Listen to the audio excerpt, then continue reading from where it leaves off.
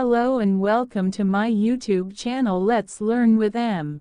In today's video we will discuss the basic concepts of ratio and proportion with the help of real-life examples.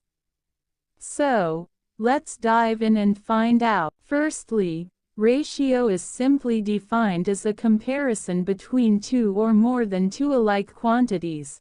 Alike quantities means the quantities which have same units. For example, length of a metal bar and steel bars. Ratio is expressed by putting a colon sign between the two quantities. To understand this more deeply, let's consider an example. Let there are 200 students in a school and there are total of 10 classrooms in that school. Each class has 20 students. So, when the number of 200 students and 10 classrooms are compared by putting a colon sign between them, it is called a ratio. Now proportion is defined as an equality between two ratios. When two ratios are equal and they are joined by a sign of equality, it becomes a proportion.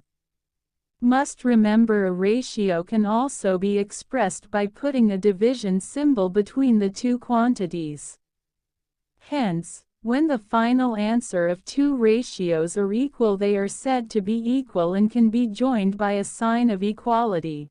Consider the example of students and classrooms once again. There were 200 students and 10 classrooms. Let the school give admission to 20 more students. So, they built one more room for the new students. The ratio before the admission was 200:10.